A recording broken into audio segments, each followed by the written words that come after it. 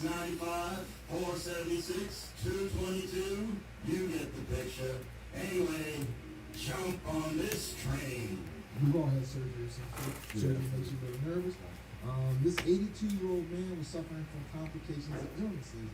Doctors thought amputating his left leg from mid-thigh was urgent.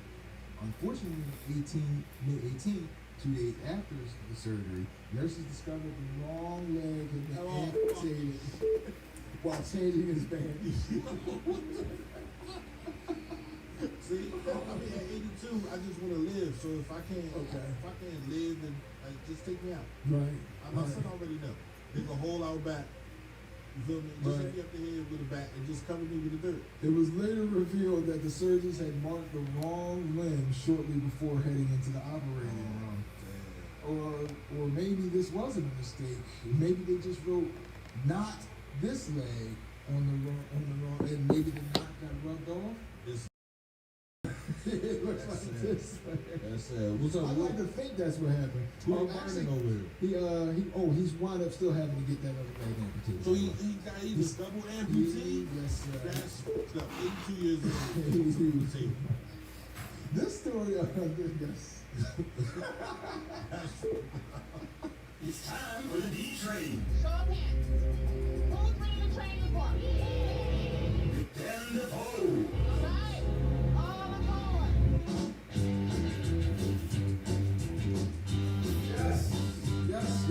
Yes. Hello and good morning. Welcome aboard. You are on the D train with Darren DeVoue. Best way to start off the week on the station, cmpradio.net. Joined as always behind the glass by my main man, the big bear of Chester, Uncle Pete.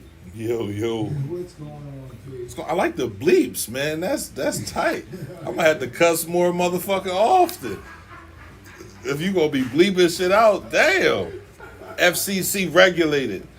That's why I'm scared to get the low power antenna, man, because I like the freedom of internet radio. Yeah, or it could. I guess this 5-second delay, John. That's a whole because you need another whole person. Yeah. I'm only one person, good brother. I'm only one person. As always, the D-Train with Darren DeVoue on cmpradio.net is brought to you in part by the Mad Greek. At the Mad Greek, they serve authentic Mediterranean and American street food. Check out their falafel, their gyros, the best baklava you will ever have. And don't forget their other advertisers. Their wings are very good too. They can be ordered. You can get their Mad Greek on Uber Eats, DoorDash, and Grubhub. Or you can call 610-494-0400 or go to them in person. Indoor dining is available now at Mad Greek, 2805 Chichester Avenue in Boothwin. And when you get there, tell them you rode the D train there. So that brings us. So the Sixers tip off their best of 7 today.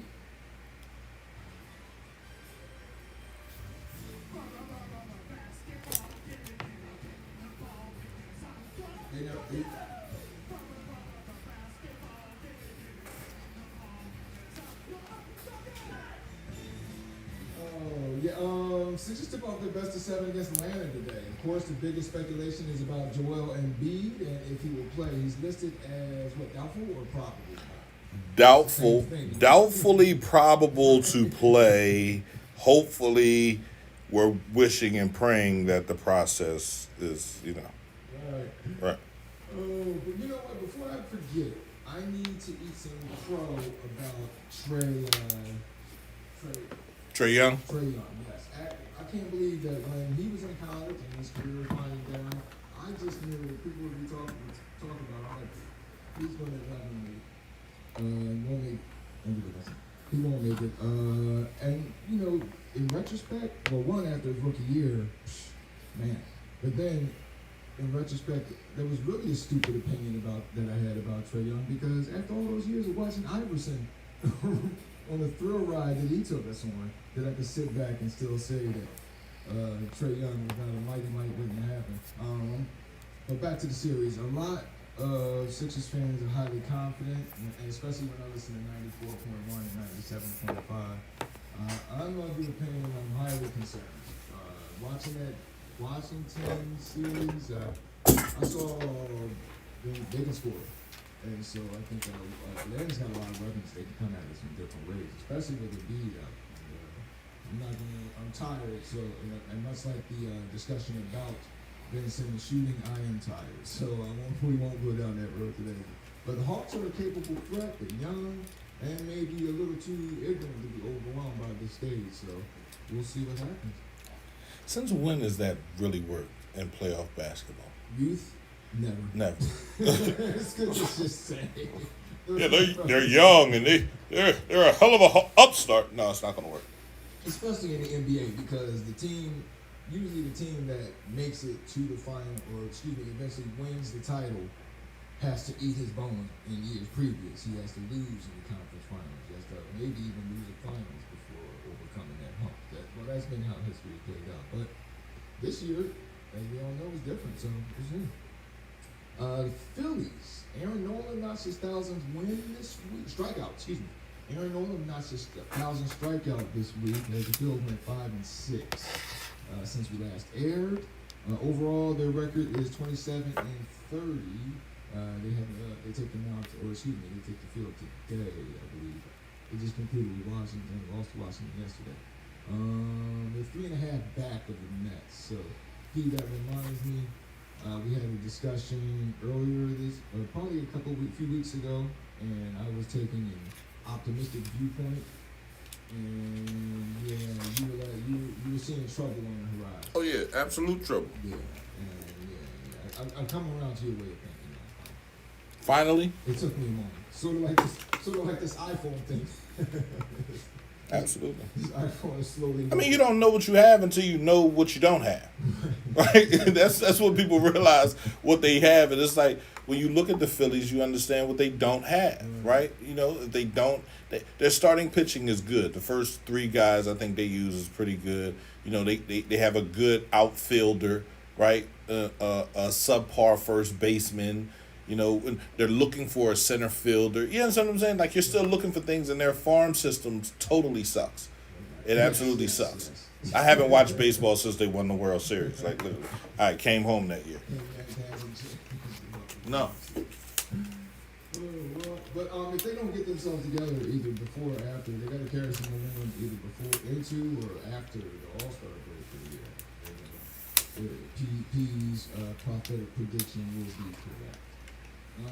Let's take a moment to say hello to some passengers in our VIP car. Tyrone, Jim, Vanessa, Janelle, and of course one of the VIP passenger. Hi, Mom. Moving on. Oh, hey, Pete. That's cool. Oh yeah, you know what? You're still a mystery. My mom doesn't have a face to put with a man. That's part. He's like the character. Who is that? Norm. He's like Norm's wife, or who is that? The next door neighbor in Home Improvement. We want to get the next time we should only show from your eyes up. Naomi Osaka was in the news. Yes, this past week. It started off with her being fined $15,000 because she decided to skip media sessions. Now that was already in her contract. It's been reported that was already in the contract with, and you assume, most, because even NFL, NBA, most sports have that. You get in trouble if you skip the press conference, especially without what they deem a valid reason. She was fined $15,000, and then she was also sent a letter from all 4 of the major tournaments, which kind of took me a little bit. Not only the French Open, which was the tournament she eventually was going to withdraw from over this whole kerfuffle, but Wimbledon and the clay one I can't remember. But they all teamed up and let her know. Australian Open. Thank you. What do you mean the clay one you can't remember? What is wrong with The you? mind moves quickly, P. I was just trying to keep it. Yes, the Australian Open. Go ahead. Thank you. That's No why you problem. there. Right. I'm nothing without you. I'm nothing without you, bro. But they all teamed up and let her know, gave that little threat, essentially. that there would be dire consequences farther down the road, including future defaults and what have you. I think, and you know what though, her reasoning was that she has mental health issues, and I can dig it because I mean, even though she is a star and what have you, but I mean, we talked about it in our first show. Marvin Gaye, all the time, would suffer stage fright. You never even knew it before. He would be sick. He would be overcome. You know, so you know, especially with that pressure and scrutiny all the time, and then you come to the media afterwards, whether it's after a loss or whether, especially after a loss, and being having to deal with the question. I think personally, she should go to the press conferences, but she should go the full Marshawn Lynch with that. I'm just here so I don't get fined. She should even put her hair like Marshawn Lynch, put some gold fronts in when she comes to the press conference. I'm just here so I don't get fined. That moves us on. We don't have a picture of my man Tucker Carlson, but Tucker Carlson was talking about. Before we show the general, Tucker Carlson was talking about medical Jim Crow that fakes vaccine mandates, and he eventually coined it. I lost the video, or I lost the audio for P, but he essentially compared that employers would have vaccine requirements. And he eventually coined his new phrase, medical Jim Crow. And I was impressed by, you know what, if Tucker Carlson was a comic book character, that would be his superpower, to be able to make everything about him, because and about race. He's always able to combine those two things and just go with it. You almost have to respect his game. Speaking of race, this past weekend was Memorial Day. And a general was speaking at a Memorial Day. Thank you. Celebrate event. He began to speak about racial justice, and his microphone was cut off. Yep. It was like what your mic does.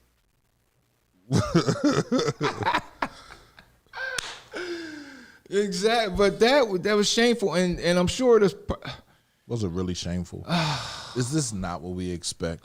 And so how, I'm not going to get deep into it, but how many years do we have to continue to get smacked in the face before we realize that we need to turn around and deal with ourselves, right? He's an African-American man, or this is a white man? That's a white man. That's a white man. Mic cut off. Right. Don't talk about that here. Right. That's not right now. It's about the brothers that have lost their lives fighting for this country. Right. Don't talk about what this country does to everybody else. Right. Talk about that. Let's talk about that. Oh my goodness. Yeah. So, and you know, that makes me think though, like, you know how it gives me like story like this gives me a little bit of pause, like shoulders down, because, you know, tortoises get attacked by turtles. Dolphins attack porpoises, things that are from a distance. What is a porpoise? A porpoise is a smaller version of a dolphin. From a distance, they're almost indistinguishable. Crocodiles and alligators, they don't get along. Is this what we're going to keep doing till the end of time? But we're not two different species. A porpoise and a dolphin is two different species, right? Right. We're both black. We're both human. I could say if I was right. Or I mean, like, okay, I'm sorry, go ahead. I could say if I was a black person that had special powers or something like that, you know, then I'm different. Because there is no difference here. We're all black. We all suffer from the same situations. And even if you feel like you don't, one day you will. Ask and at the end of the day, it's like, oh wow, like, yeah, I need to get some things together. Absolutely. Okay, right on. That moves us on to what I've been watching. I haven't had a chance to read anything this week, but what I've been watching was sheer hilarity, and it is in its second season now on HBO. It is the Black Lady Sketch Show, or a Black Lady Sketch Show. But this show, put together by these clever sisters, they are hysterical. I'll play you a quick audio from one skit. This skit is, and Angela Bassett's in it as well, and this is called the Bad Bitch Support Group. The baddest I feel is when my man worships at the temple of my natural flat face. I wish I could have a flat face all the time. Girl, what? Tina, let Maya finish. Now, what's going on under that lace front of yours? Well, sometimes I wish I was not a bad bitch all the time. Like, sometimes I wish I was just an okay bitch. We don't use that type of language up in here, bitch. It's just a lot of pressure. Like, I want to wear normal house slippers, not 3-inch heel house shoes. Stop whining. Listen, being a bad bitch is an honor. We didn't choose this life. This life chose us. Sometimes I just want to sit down for 5 minutes without wearing a waist trainer. Oh, this hoe trying to take deep breaths? Yes! Breathe when you die, honey, okay? Bitches, please. And it gets better from there. That's not even near the funniest skit, but it's hysterical. I highly recommend it. I would definitely suggest stretching out your ribs and such first, because you're going to spend a half hour laughing almost uncontrollably. But that brings us to the end of our first block. Mm-hmm. And as always, the D Train is brought to you in part by the Mad Greek, located at 2805 Chichester Avenue in Boothwyn. The Mad Greek is your place for authentic Greek and American street food. I love their gyros. I get them all the time. Give me that pork gyro. All about that life. That, I follow it up with the baklava. That's a must. But then, That's disgusting. And you're tripping, sir. Look at me. Don't get me out of my food comfort zone. That's my man, though. I'm going to get him out of there one day. Leave pork alone. But yeah, you can order the Mad Greek on Uber Eats, DoorDash, Grubhub, either three. And you can call 610-494-0400. Or you can go to, again, 2805 Chichester Avenue in Boothwyn. And when you get there, tell them you rode the D Train there. Coming up in the next segment, of course, we're going to have the mad, mad world that we live in. You're on the D Train with Darren DeVoue on sports. Excuse me. You just renaming the station. Damn, man. Oh, here at the D Train with Darren DeVoue on cmpradio.net. Damn. We are not going to intentionally destroy one of our own trains, not when we can still stop it. We are not ramping down. We're just getting started. Nothing stops this train. Nothing.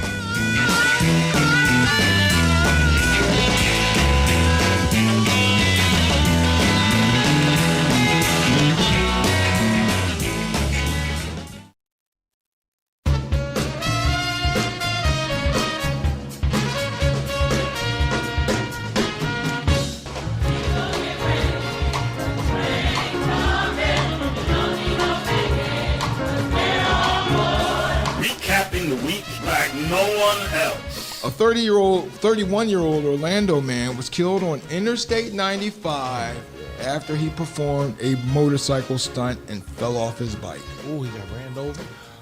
Witnesses said the man stood up on his motorcycle seat, put his arms outward, lost control, and fell off the bike. He got ran over? A Chevy Equinox and a Hyundai Santa Fe were traveling behind the motorcyclist. Troopers said the vehicles both ran the rider over. And see, due to the rider condition, troopers said they believe that other vehicles may have run him over as well. Absolutely. On the D Train with Darren DeVoue. Get ready.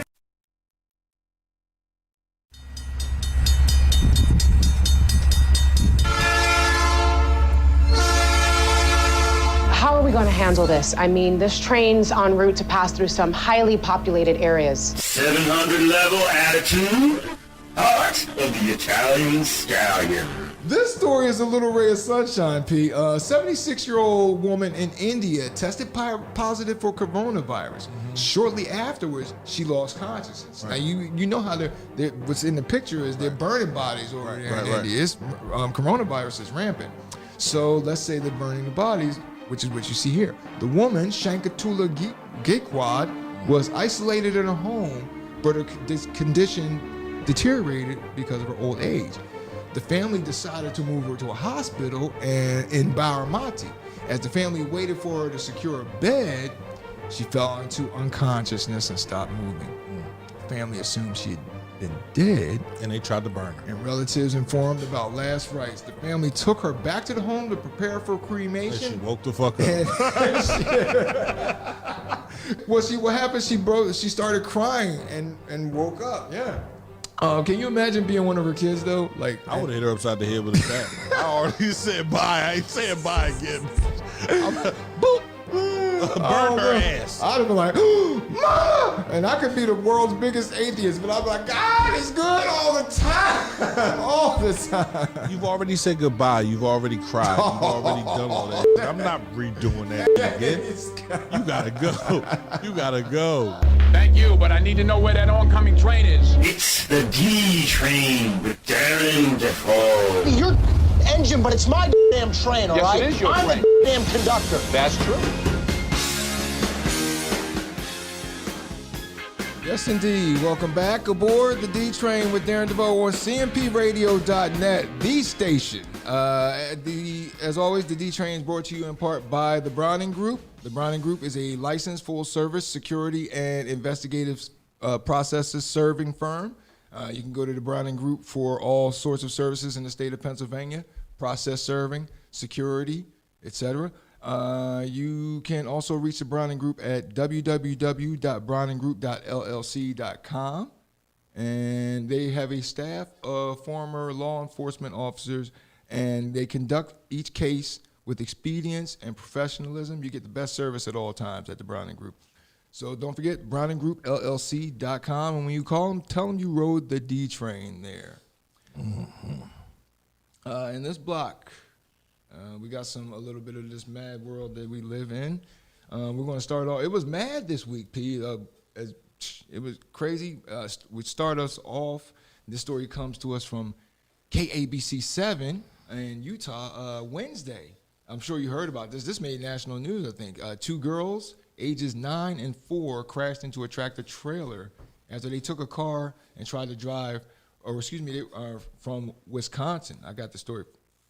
No. It was Utah. They planned to drive from Utah to California. They stole a car where their parents were sleeping at 1 o'clock in the morning. They made it about 6 to 8 miles away. Other drivers reported seeing a car. Then she was driving erratically. Of course, she's 9 years old. She's probably tired. It's not 1 o'clock in the morning. At one point, she bumps into a pickup, and then people realized that's a child at the wheel. They thought it was a drunk driver at first. The crash happened and what you have pictured here is her hitting that tractor trailer. The crash happened when the 9-year-old sideswiped one driver and swerved into the path of the truck on a highway. Salt Lake City suburb of Lake City. Or no, it's a Lake City suburb. She was 9 years old? 9 years old. She's a future NASCAR driver. Right. 9 years old, you have the balls to hop on the car, and hop on the highway, and say you're going to California. Like not to the store. The ambition. Right, yeah. we have the young man that got pulled over by the cops. He said, I went to the store because my dad told me to, right? And now we have this young lady who was about to travel with her sister, her 4-year-old sister, with her 4-year-old sister. Like, yo, come on, I got you. Right. Yeah, she's ready. Oh, no, and that's my thing. They flew a little too close to the sun. Because come on, lady. Come on, girls. I appreciate your ambition, but everybody knows if you steal the car while your parents are asleep, you go around the block or in the neighborhood. I'm going to California. She said, I'm going to California. My thing was, I'm just glad they're okay, right? It is amazing that no one was hurt. They were wearing their seatbelts. NASCAR driver, bro. That right there, I wouldn't even be mad at my daughter for that. Like, I wouldn't, because she tried. You tried. And it's best that you get your crashes out early. Right. Learn your lesson now. Listen, by 12, she'll be a professional driver. Right. And that's why, you know what? Yeah. That's true. Pretty much. Get your crashes out early. Get your crashes out absolutely early. You know what not to do. Yep. Well, I know when I did this, I crashed. I'm not going to do that. Oh, well, speaking of children, this story comes to us from Florida. News Channel 8 in Florida. I'm sure everyone heard about a 12-year-old boy and 14-year-old girl ran away from a group home and broke into a house. My question is, what were they doing to these kids at this group home? That they felt the need to Like, yeah. They broke into a house and they armed themselves and were shooting at police. Right. Question the group home, because those kids should not feel that way about going back to a group home. And that's the whole point of of them coming to them. Why are they arming, like you said? That's like me when I said I'm not going back to jail. They're going to have to take me in a body bag. Damn. Like the fear of group home much that you're willing to go out in the blaze of glory. The little girl got shot up, though. Yeah, she got shot. She was last reported she was in stable condition. Okay. And what happened was the police make a homeowner heard glass break. If you didn't hear about the story, homeowner heard glass break. It was the children breaking into a home. Contacted 911. 911 showed up. Contacted the homeowner. Homeowner said that no one should be in the house. He also informed the cops that there was an AK-47, handgun, and shotgun, and plenty of ammunition in the house. Plenty of ammunition. Well, they can take you out for days. Right, exactly. They're ready for a standoff in there, boys. You better tread lightly. But I overheard that one of the officers said, and they have mics on them and stuff like that. The body cams. They say, "God, please, I don't want to have to kill one of these kids." Right. Can you imagine? Yeah. Holy smokes. Both children are facing charges of attempted first-degree murder of a law enforcement officer, because apparently the kids fired 4 times at them. According to police, they fired 4 times at them. The garage door opened. The girl steps out of the garage. She fires at cops. They hit her, and the boy surrendered. He was like, "Oh, I want none of that. I'm good. Charge her. She got the guns. She's tripping. She just told me. Listen, she told me she was willing to give me some. I followed her. That's what usually happens. Listen, don't charge me. I'm going back to the group home. I eat the fucking cold ass fish sandwiches. That's crazy. Man, speaking of crazy, this next story comes from us from WFLA.com. P, you're a father. There's plenty of fathers out there. You want to be. There are times when your son, especially your firstborn son, you're trying to be that cool father. But there's a limit to it, okay? And this here is Michael Williams, 26. His son asked him. They live in Florida, by the way. Asked him to drive to a specific location, and Williams agreed to the request. They were going to shoot up a location with a paintball gun in Florida, in this age where there's mass shootings happening all the time. Who wanted to do that? His son? His son wanted to do that? His son wanted to do that. Hey, Dad, can we, I guess he figured it was a father-son moment. His dad was banging. Yeah, son, you don't let nobody take your stuff. What's wrong with you? Here, go take this paintball gun. Let's go shoot him up. And so they go to a party where there's a front lawn filled with people. Police said, now the kid is riding out of dad has a van. The side door is open. The kid is hanging out the side door about to opening fire on the crowd. And that's when Gregory Barnes, who lives at the home, believed that he and his family were under attack and fired a real gun, hitting the boy. Oh, snap. Yeah, Williams, hearing the gunfire, actual gunfire, not paintball gunfire, then sped off with the side door still open. And so the boy lost balance and fell out of the car and went under the rear wheels of the van. Oh, my God. Oh, he then stopped to come back and get his kid. Yeah, he had no other choice. A witness told police that the boy's legs ended up under the van and the rear tires ran over them. Williams stopped and got his son. Williams' son was taken to Jackson Memorial Hospital. His condition wasn't released. And as for Williams, he now faces 1 count of child neglect with great bodily harm.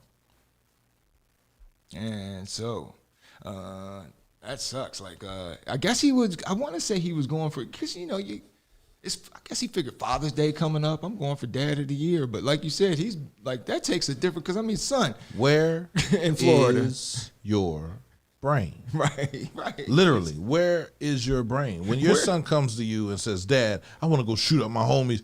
Like, son, listen, let me talk to you. There's a time in a man's life when a gun is necessary, and this isn't one of those times. So if you have a problem with somebody, let's go talk to him. I think it was all part of a game, I want to say. And that's why even playing these games. But son, we live in Florida. Chances are 100%. We live in America. Yeah, yes. Period. Point blank. We've had 252 mass shootings. Yes. This year alone, bro. We ain't even halfway through the year yet. Oh, about that? I mean, it's not hard to figure. And It's not. No. It's You not. want to go shoot a paintball gun? I'll take you to the range. Right. Right. I'll teach your sons how to break down a real gun. Right. Please. It's not that. It's not that serious. No, you're crazy. Nah, he deserves everything he gets. Chess, it ain't chess. Man, listen, he's not playing chess or checkers. Neither or. He's fired. He's fired. Oh, this next story, speaking of, whoa, it's not that hard. Now I've been to the barbershop. I had some trouble before, but I know my barber. You know your barber. Sometimes you come to a barber, forget to have the cash. You let them know ahead of time. Hey, Who forgets to have the cash? now me, well, that's I what do. you I do. would do, yeah, Right, because right, I am right, that. okay. I am literally African. It's not, Motherfucker, you would be the last motherfucker's hair I cut. Yo, bro, can I get a haircut? Yeah, next week at 5:44. I'm not gonna be there. Make sure you bring your wallet. This nigga forget your money.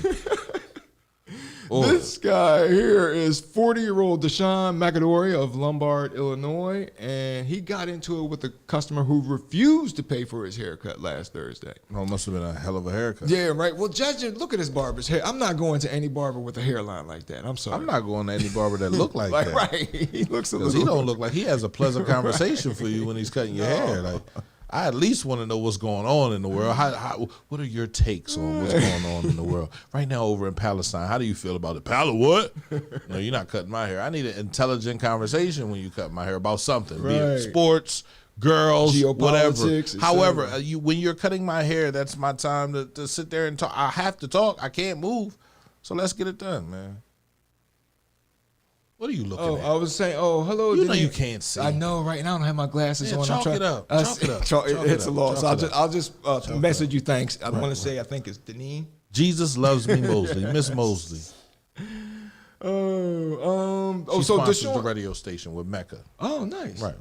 Well, welcome aboard. Deshaun McCory, what he did, he got into a dispute with a customer that refused to pay. They go out back. Now, the other people was there, moved outside of the shop with them, but they wound up dispersing. Right. The only two left behind the shop were McAdory and The customer. or McAdory and the customer. So McAdory, he shot the victim in the chest when he followed McAdory around to the back door. Mac, why are you shooting people in the chest? Right.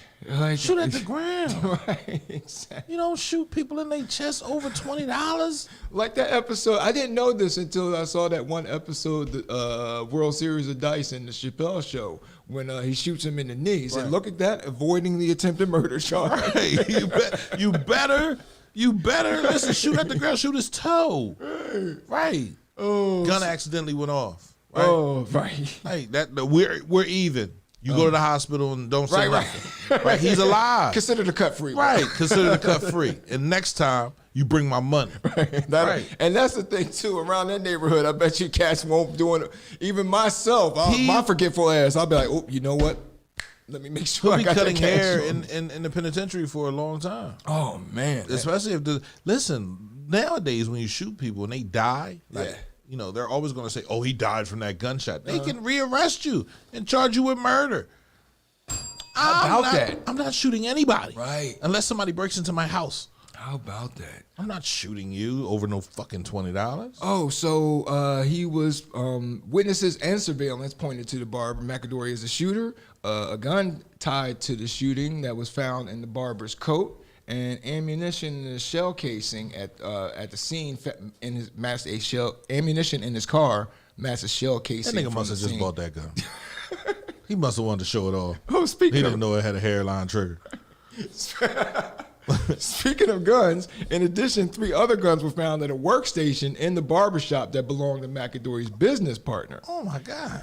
The problem with that is that He's a felon. He had 4 previous felony convictions, and so he was charged with unlawful possession by a felon. And he's going to jail.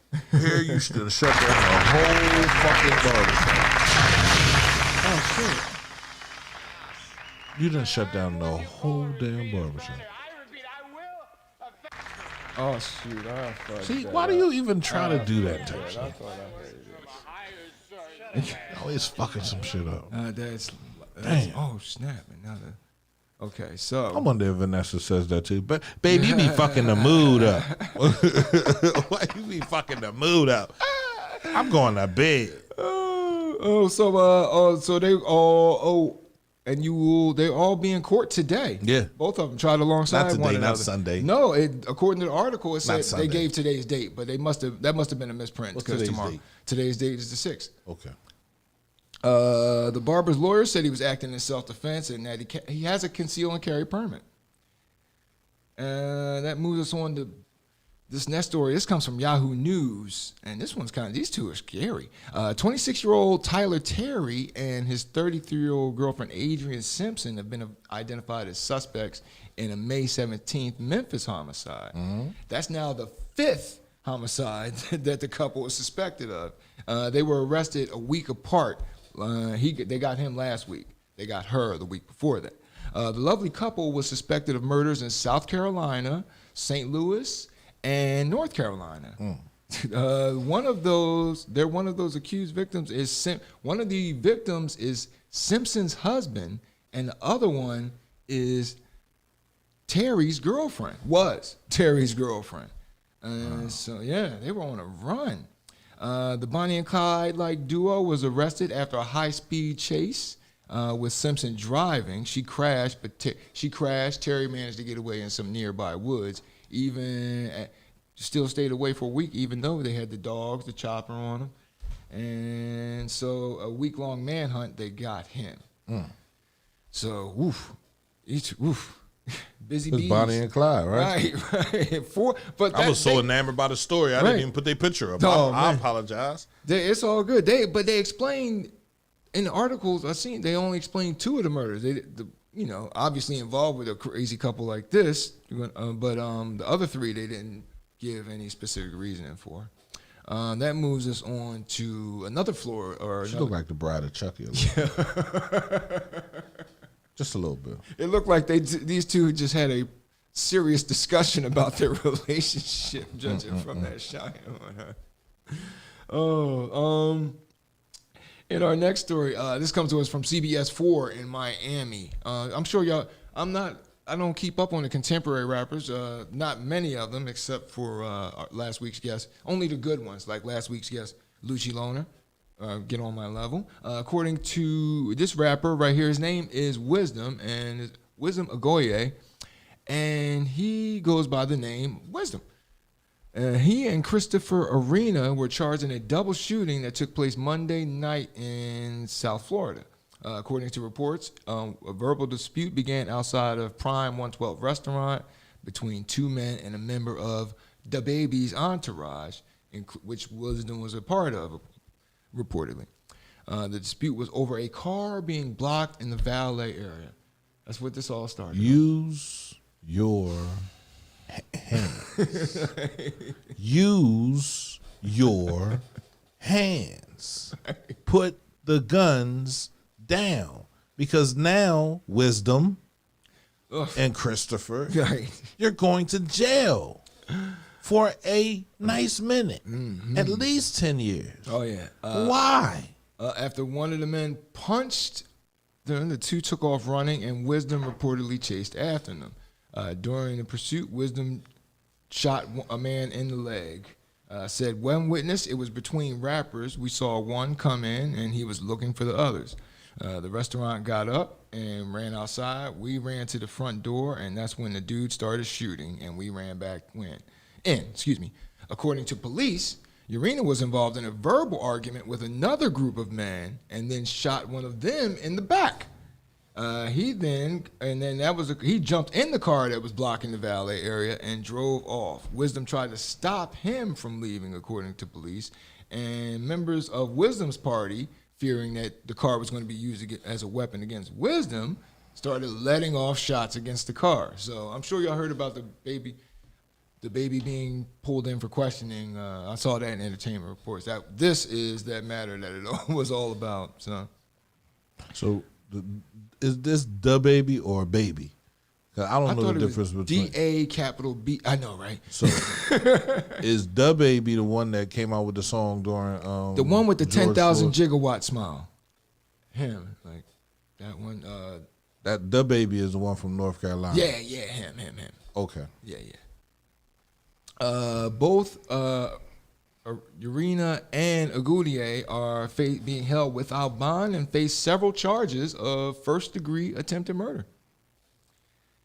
That moves us on to a Dunkin' Donut. Oh, speaking of outrageous disputes where you should be using your head, Dunkin' Donuts, ABC News 7. I love Dunkin' Donuts. Oh, me too. I love I like to get the turbo shot and a small coffee and woo, that just gets you. The what? A turbo shot, espresso shot. No, you don't need that. Yeah, their coffee is good. This comes to us from ABC News 7. I like their donuts. I like dip the old fashions in it. No.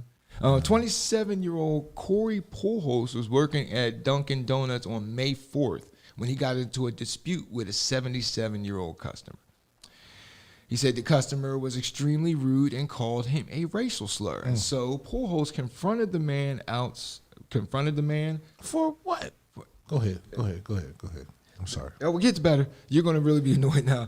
The customer repeated it, and so Pujols punched the 77-year-old man who hit his head and wound up dying 3 days later. So this past Friday, manslaughter charges were announced against Pujols. Big dummy. Spit in his coffee. Right. Do what they do to us. You don't have to hit him. You said, nigga. Right. And he's 77. Like, right. Or piss in it. Right. Piss in his even coffee. Better. Right. Even better. It's bitter. Why is my coffee so bitter? Right. It's got a little bit of pee in it. You are, sir. It's got a little bit of pee in it. This coffee is terrible. Oh, that's sad. Yeah. That's absolutely sad. So now, again, decisions. And I just said, use your fist. Not when they're 76 years old. Not when they're 76 years old. Go flatten his tire. Punch out his window. Do something. Don't hit him. Right? He's 76 years old. He can't take that punch. You hit him. He hit the ground. He hit his head. His body is already ready to go. Right. He's already got lights out, Arch. All right, everybody. Shift's over. It's been excellent working with you. Like it's done. No, it's not done yet. No, come back to life. I know he's upset with himself right now. Oh, I would hope so. He called me a nigger. So what? So what? Right. Especially considering he's 77. Right. When he was running around, when he had his, we weren't even allowed to vote. Right. They were calling us. Right. They was loving it. That was okay to call. Right. He literally, 77 saying years that on old, the news. 77 years old. He literally watched a black man hang. His dad held him. He was a baby. Held him in his arms when they hung a black man in they village or wherever they from. Where does this happen at? Oh, goodness. Where does this happen at?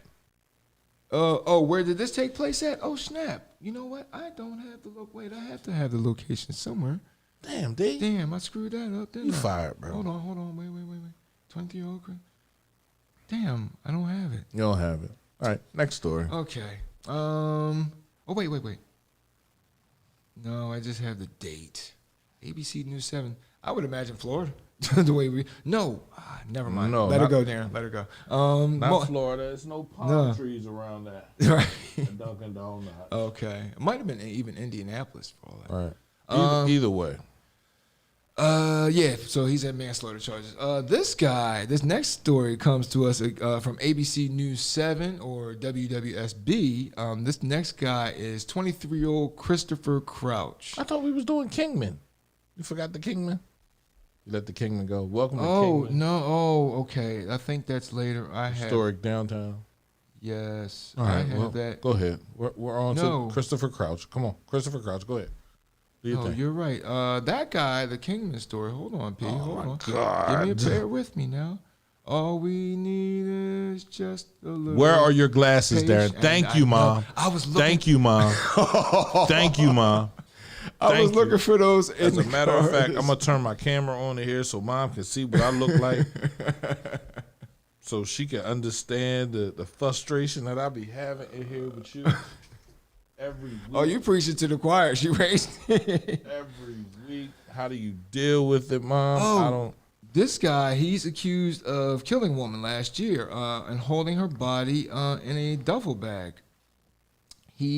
Court online records didn't list an attorney for this gentleman here. His name, This is Mojave County Sheriff's Office, and this comes out of Arizona, actually. Sorry, it's kind of scary. But, yeah, he was arrested with body parts. Police located 2 storage units used by the man. His name is... Got him squinting. Yeah. Sad. Brett... Okay, here we go.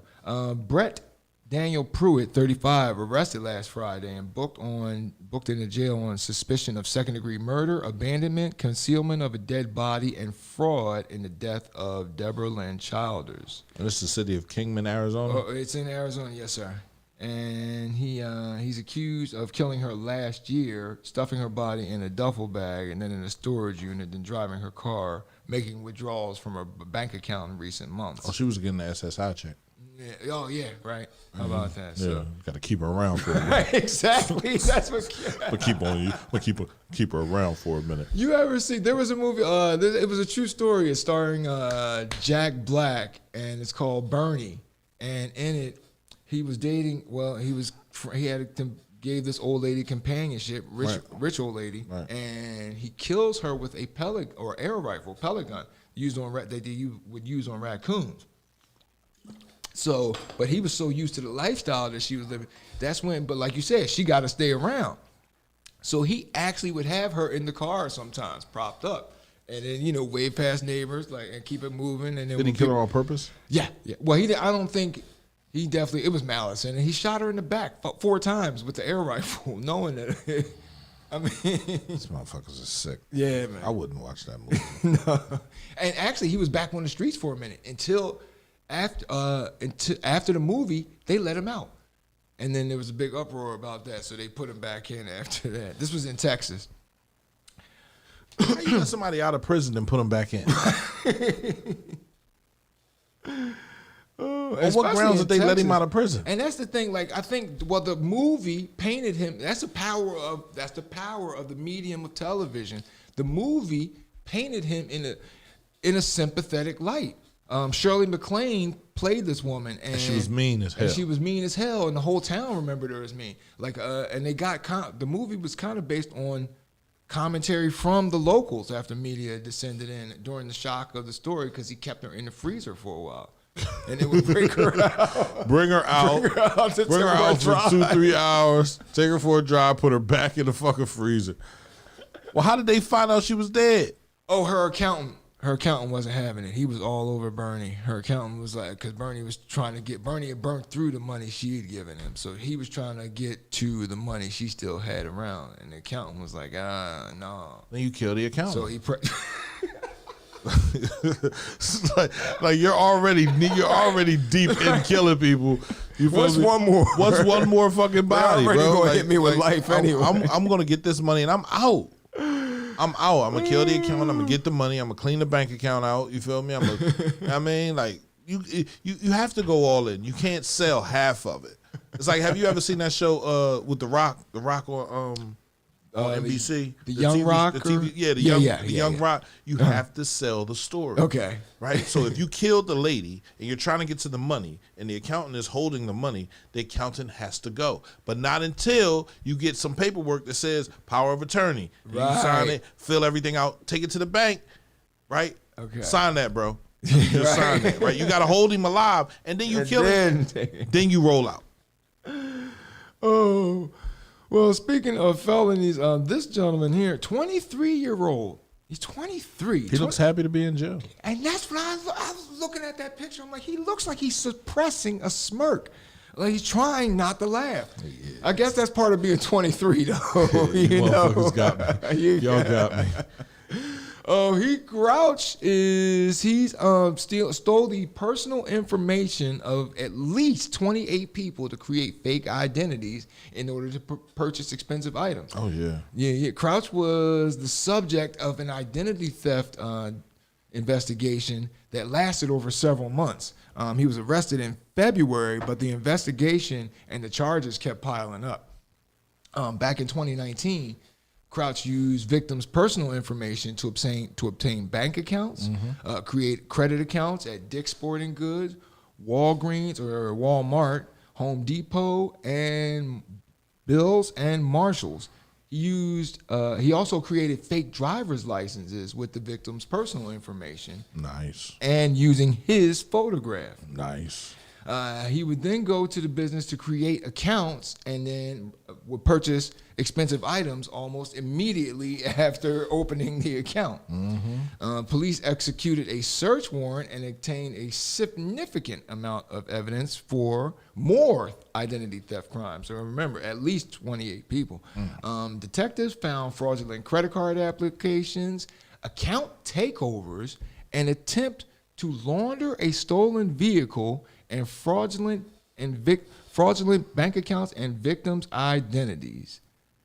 Repeat offender. I repeat, I will offend again. I get my orders from a higher source. Shut up, man. So he definitely, there's a whole slew. I got to work on that. Yeah, definitely a whole slew of charges. Oh, I'm going to tell you about those in a minute. Then he used a stolen identity to rent the apartment that he was in. Why not, right? Shit, why not? Everything else is stolen. Fuck it. Don't want. I mean, you might as well not leave a paper trail. He kept going. He did not stop. He was in. Yeah. Right. And that's that 23-year-old stuff. Yeah. He's charged in 7 cases, right? Total of 28 victims. Right. And it all adds up to a whole total of, wait for it, 104 felonies that this young fella is looking at. And he'll be and if it's done correctly, he'll be on the street. He'll be on the street in 7 months. You feel me? Like, if we follow all the guidelines and everything, that holds a 2-week situation, right? Unless he goes federal. Did he cross state lines? If he didn't cross state lines, he good. I would hope with 28 victims, I would imagine he had to have. No, 28 victims, bro. Okay, but That's a city. he might have actually just stayed right there. Yeah. Right. As long as he ain't cross state lines, it's not federal. How about that? Right. That moves us on to our next story from ABC4 News. A former South Carolina state trooper, Donovan Hadley, is being accused of attempting to coerce a woman into going home with him after arresting her for DUI. Yeah, you want to go home with me. I've heard stories like firsthand, or I've heard these stories firsthand from a woman who said, women who've gone through this. But I'm a state trooper. I'm pulling over everything. What's up? I ain't taking nobody home, though. Right. But I'm pulling it over. According to a report that was released, he arrested a woman for a DUI in July of last year. Did not properly book her. Haley asked her, she told her if she wanted to go to his house and he would drop the charge. She refused and he dropped her off at a cousin's home. He allegedly hugged her and complimented her on her appearance. He told her via text he would dismiss her charge and give her license back if she came to his house to pick it up. Hadley was booked Wednesday and being charged with misconduct. I would hope there'd be more charges coming forth. Speaking of misbehaving, this is that portion of the show. We got the misbehaving cops again. This comes to us from WANE. Oh, he didn't rape his dog. Did he rape the dog? No, but he did harm the dog, though, actually. 29-year-old Dustin Rubenknocker was a... Rubenknocker. I know, right? He was at a canine training session on March 17th in Jasper, Indiana, with several other canine teams. Odin is the dog's name. Odin was not properly focusing on the correct target, and the trooper allegedly used unreasonable discipline towards the canine officer. Odin was taken to a vet where a serious fracture was detected to his right rear leg, and he underwent surgery. It's not known if Odin will be able to return to work. Why would he? That's tremendous on the work stress. Like, he has PTSD. Right. He can bite anybody. But guess what? Oh, yeah. They're not worried about that. Why? Because they're going to send Odin there to bite me. Right. Not him. Odin needs to turn around and bite him by the neck. That's crazy. This is crazy. He's charged with striking a law enforcement animal. It's a Class A misdemeanor. It should be a felony, because if I hit him, it's an officer of the law. Thank you. I just want to know. He has a hearing in court, and again, this said his hearing date, his day in court is set for July 6th. Year, that's a month from now. Another misbehaving officer, this is 45-year-old Brian Buglio. He still is the police chief of West Hazelton, Pennsylvania. West Hazelton. Yes. Where's that at? That's up near Scranton, about 40, I want to say 40 miles southeast or southeast of Scranton. Yeah, your eyes perked up when you said up there. You like it up there. You like it up there. What happened with Buglio, he took issue, a private citizen was making Facebook posts that were critical of the department and Buglio. Buglio arranged a meeting with this citizen and then began to threaten him with felony charges, even though he acknowledged during that meeting that the felony charges would lack merit. But he would just probably at least intimidating this guy. I'll put you through the ringer, even though eventually I can't put you in jail, but I'll put you through it. Buglio would wind up being hit with federal charges because the agreement was by the end of the meeting, the man agreed to not do the post anymore, but then he got out and reported it to the feds. And so Buglio is being hit with deprivation of civil rights. Damn, Buglio. He pled guilty to the charge for a federal prosecutor, and the charge has a maximum penalty of 1 year in prison and $100,000 fine. So here I am as a police captain. Right. And I can say I'm going to abuse my power. Right, and you to under the the cover of fullest law. extent of the law and get you to change your idea, and then all I get is a year federal time. That's a 5 to 10 all day. Who knows what else this dude is Right. doing on the street? If you're willing to do intimidating, yeah. that, like, come on. I say it all the time. Yes, they are cops. Yes, they do risk their lives. Right. But they're human as well. So they can And have just as corruptible. They can have human faults. They can flaw like every human can. So don't sit there and say he's a cop. It should be excused. No. He should be charged and sent to 5 to 10 years is what he should do. Fucking other people's lives up because he don't like it. Right on. Next. Our next story is a traffic light, and it comes to it. No. Oh yeah, it's come to us from Penn Live. This here is Altamir, Baldwin, and he was of Woodbridge, Pennsylvania, Woodbridge, New Jersey. Did he try to cut his hair? He was pulled over Thursday morning in Susquehanna Township on Interstate 81. Police found 25 bricks of fentanyl and heroin in a passenger side compartment, as well as 4 more bricks of heroin on Baldwin. He was crying. Man, now what I come to find out, I was informed during reading this article, a brick of heroin is typically 5 bundles or 50 bags wrapped in a newspaper, according to the National Drug Intelligence Center. So keep an eye out for that, parents. Keep an eye out for bundled newspaper. Are you laughing at heroin? No, not at all. Yes, you are. No, That's not funny. No, parents won't find. Parents are not going to find. Well, I would hope that it's so ridiculous that it is funny that a parent would find 50 It's not bags. funny. No? Not fun- no. All right. No. Let's laugh at the weed. We can laugh at the weed. Okay. Right. In fact, we could take the son's weed. Right, too. right, Give me right. this shit, son.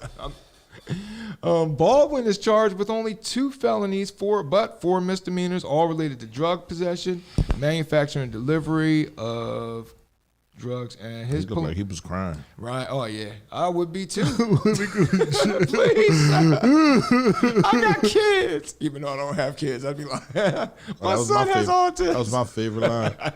My son has autism. Don't do that. That's not cool. Right. Oh no, not at all. But at the moment, you just self-preservation kicks in. Say what you gotta say. But he was definitely crying, man. Oh, his look at nose his is eyes. wide, bro. I thought he got punched.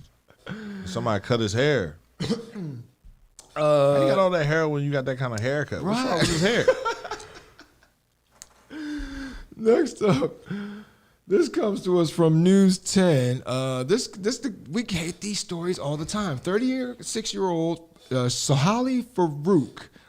He was traveling on I-95 doing 94 in a 65-mile-an-hour zone. Okay, fine, you got somewhere to be. The one problem was he was stopped for DUI. Okay, so again, if you're going to be drunk and drive, you got to have 10 and 2. Keep your eyes open. Use signals all the time. You got to blend in under the color of the law. You got to look like John Q. Citizen, not be doing 30 miles above the speed limit. That's the problem. But another problem for Mr. Farouk was that he had 5 pounds of crack and 25 pounds of marijuana in the car that were discovered during the traffic stop. Yeah, 5 pounds of what? 5 pounds of crack and 25 pounds of marijuana. Nigga. And you're drunk? And speeding. What's his name? Sohail Farouk. Sohail Farouk. That's sad. Like, he couldn't be stopped. Oh, he's arrested for DUI and drug possession charges. So. See me rolling. Right. They hating. Oh man, he they didn't caught even you have to riding make dirty. a try. They didn't even have to try. I'm sure he probably had the stuff sitting on the back seat too. Dumbass. Oh, this next story, it's more local. It comes to us from the Northern Highlands Daily Voice. What happened was an officer in Ridley Township was on routine patrol when he was told of an overturned car on the 400 block of 2nd Avenue in Ridley Township. Okay, Ridley. So, yeah, right. Whoop, whoop. He went to the area of the report and found this woman, 40-year-old Charlene. What's her name? What's her first name? Miss Moore. Her last name's Moore. 40-year-old. Sherry Moore. And he found her sitting next to an overturned car. She was sitting next to a passenger seat. She was high. Oh, look at her. Oh, boy. I know she was looking at the car like, doggy. Damn, that was Grand Theft Auto. Look at the car. It's on his hood. Right, she trying to process it all. Like A, B, left, right, left, X, Y, Z. Like, why can't I turn this car over? Like, dude. Like, what the hell did they find in the car? Oh, there you go. So, officer reported so he found her with the overturned by the passenger side overturned car. She told the officer that she was a passenger and that the driver he ran off on foot. Witnesses urged that she was alone in the car. That's fucked up. And then she eventually copped to smoking. Then she eventually copped to smoking some weed. And then while speaking to her, the officer observed Moore's eyes and stirred speech, which is already implied, again, just from that mugshot. She's like, yeah, look at me. I'm sexy. So then... She probably got a raspy ass voice too. Right. You know she got that. Hey, babe, you want some of this coach? No, I'm gay. So one time I'm in, she was like, "You want some of this coach?" No, I'm gay. Thank you. No, girl. No, I'm good. What the hell? That's when, observed, and the cop, you said what else was in the car. Observed in plain view was a pink box with drug paraphernalia protruding out of it. She got arrested for that. Come to find out, she was driving on a suspended license from a previous DUI. Dummy. Moore was charged with manufacture, delivery of possession, intent to manufacture, etc., possession of controlled substance, drug paraphernalia. Driving while BAC, blood alcohol content, 0.02. So she was drunk and high. She was drunk and high. Careless driving and public drunkenness. They hit her with everything. What else can we do that? What else? Listen, the car was turned over. Right, yeah, the car. Shit. She said that she got her foot stuck. She meant to hit the brake, but instead hit the gas. Yeah, that's usually what happens when you've had too many drinks. Where's that brake pedal again? Oh shit! You see people drive through stores, too many drinks. She's in court tomorrow morning. Oh yeah. Oh, she's sober now. Oh yeah, that'll do it every time. She's sober now. Oh, did you hear about the story of the woman that cut her boss's penis off? What? It took place in Spain, and she got charged. What happened? Hold up. What did she do? She what's that word? No. Say it how you just said it. She cut his penis off. She bobbited him. She went the full bobbit. Oh my God. This is over in Spain. Now, of course, she got charged. She got charged with inflicting harm. She says that he had raped her repeatedly over the past couple of months, and I guess she decided today was his day, and we're gonna put an end to all this right here, right now, and chop suey him, and so she's getting charged. They held him on assault charges due to her accusation, but both of them are in jail. I was kind of surprised by that. So they're both on the same side because he doesn't have a penis. They don't. It didn't say. They won't know if doctors will be able to reattach. Well, he's locked up. So, yeah. Obviously, they ain't worried about reattaching. They ain't got no ice in there anyway. Yeah, they ain't got that much. They just put his whole body on ice. Yeah. He's just gonna cut that man's penis off. Like, what was he doing? He was assaulting her. He was raped. She said that he had raped her repeatedly over a series of months. Over a series of months, yes. And then you finally decide. No. Yeah, you're not buying it. No. Why couldn't she call the police? Well, that's what I wondered. But why couldn't she? Just kick him in the nuts. Complex. Kick him in the nuts and call the police. I don't know. Grab the motherfucker, squeeze him real tight. He's going to be in pain and be like, he raped me. Oh. But anyway, I don't want to keep talking about this story. What's next? Oh, it's all good, Pete. Shots were fired at a police softball game in Upper Darby, or at 69th Street in Upper Darby. Police fire shots? Now they don't say the shots were fired at the game, and shots were fired at the game. Nobody got hit? Nobody got hit, fortunately. Okay. But it was a cop. He was mad about the loss. Overzealous. He was overzealous. Or he might have been fooling around with his gun. How about that? Juice. How about that? That brings us to our next story, which police in Buffalo seized more than 24 ATVs. I am a fan of that. Please. Why? I don't know. I hate the noise. I hate the risks that they take. That's their risks. Why are you worried about their risk? Like the risk that they pull around me. They almost that one day. The one day they had a huge ride for like this one guy that gets passed away. Right. And I was standing right there on 30th Street. You could hear them coming. Right. I turned around. I'm figuring I'm okay because I'm standing on the sidewalk. No. They almost hit this poor Karen and myself. I was about to go Karen with the Karen because they kept. Oh man, they were all over the place. And they do unsafe behaviors in traffic, and I'm just all against it. I believe get a properly. There are dirt bikes for the road to have. You can put headlights on them, license plates, etc. I might need to wipe your forehead. Let's see what color. Oh, sugar, honey, iced tea. Dang. Don't eat.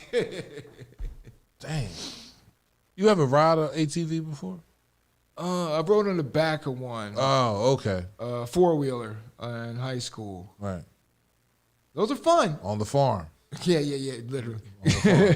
You use your turn signal and all that good stuff. No. Well, that's the thing. We were out, not in an urban area. Like out. Okay, if you could put them on a little trailer, ride out to Fairmount or somewhere.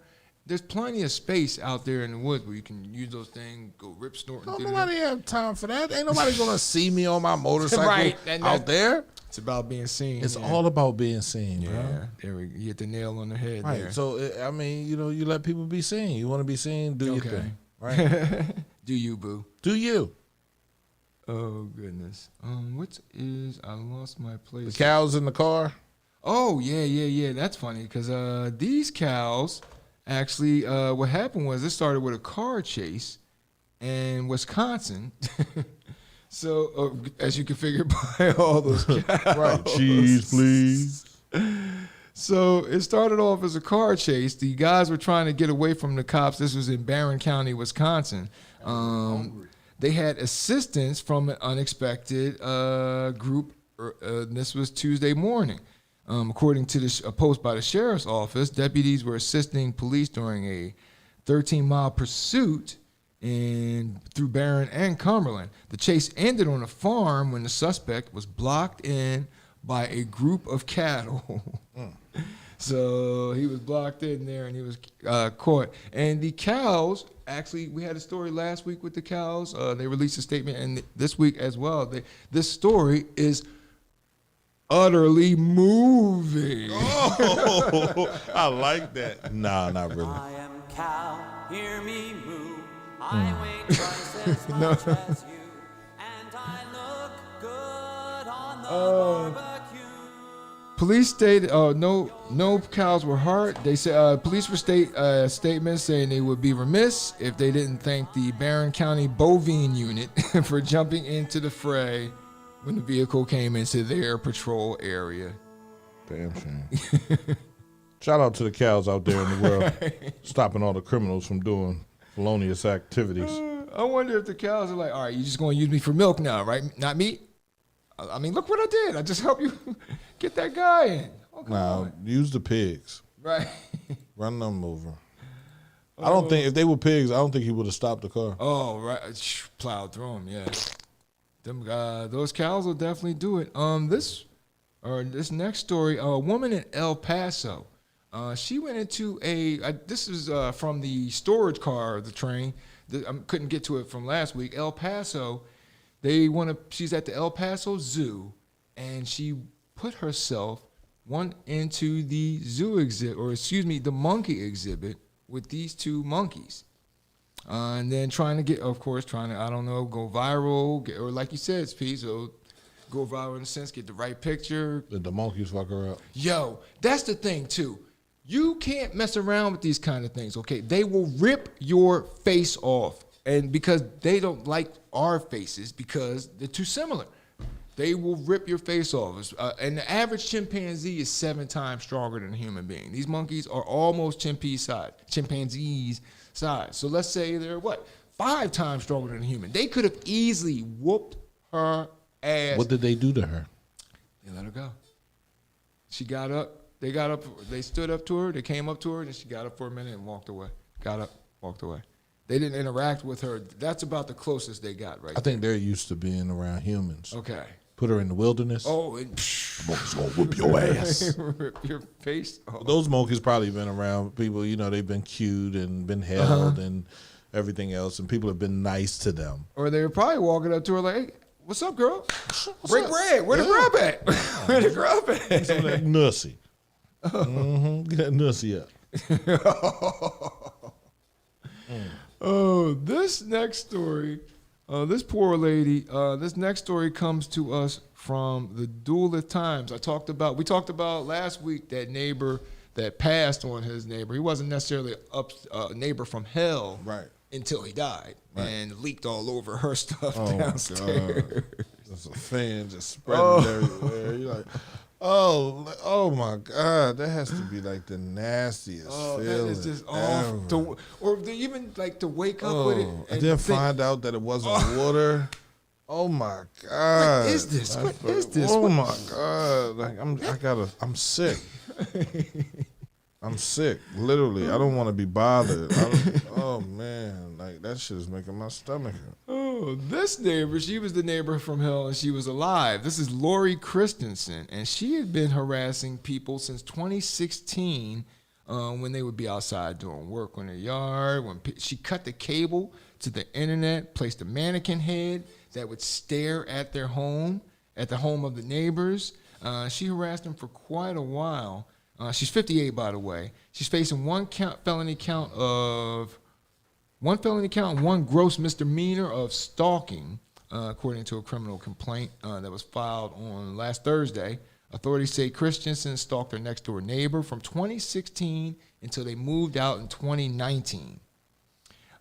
These homes, again, are located in Minnesota, East County, Minnesota. Christensen recorded the homeowners repeatedly since they moved into their home in 2016 while they would be out doing their work. She also cut the cable to their internet lines. Can't have now. See, now we've really got a problem when you mess with me and that dear sweet internet lady. They were really stressed. She would make a life living hell for these people, so they just moved out on sheer stress. They got her on charges, so she's scheduled to appear June 24th. Yeah, that's when you pay. You go into the hood, right? instead of moving, I mean, you find a joker, Right. nice size. I mean, Somebody- look like he like to fight. You pay him $500. Go knock on her door and punch her in her face and just roll and just walk away. Then you keep him on retainer for every 6 months for $1,000. Retainer. Right, for $1,000. So now that he's on retainer every 6 months, you can call him again and be like, yo, I need you to come through. You don't got to tell him what to do. He going to knock on the door.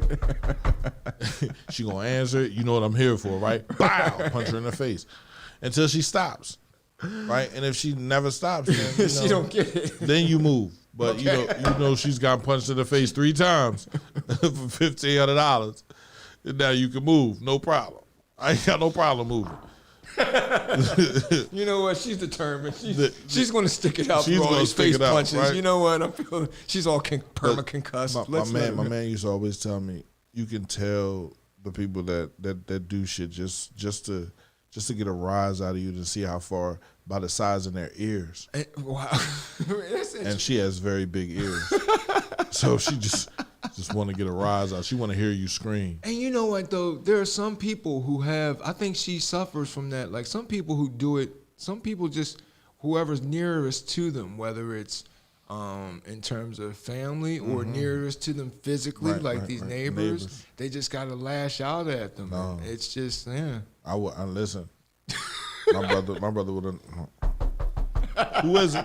Amazon. Bow! As soon as she opened the door, real quick.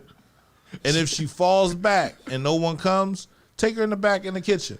Tie her up for a couple minutes. Wake her ass up. Throw a bottle of water on her ass. Wake up. Listen, you see them people across the street, right? They may or may not have paid me to come over here and do this to you. So how far do you want to go? May or may. Very fair, right? Oh, Damn. my goodness.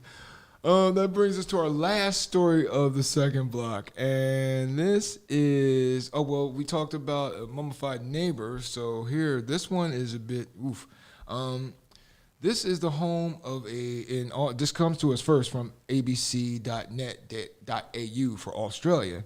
A man was found 15 years after a hoarder. Now, the owner of this property was a known hoarder. Now, what happened was he shot and killed an intruder. Okay? Shoots and kills the intruder.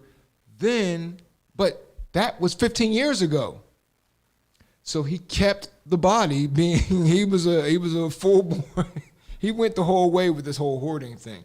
So what happened was in 2002, Snellman, this guy named Snellman, broke into Bruce Roberts' house. Bruce Roberts is described by his family as an extreme hoarder and a loner.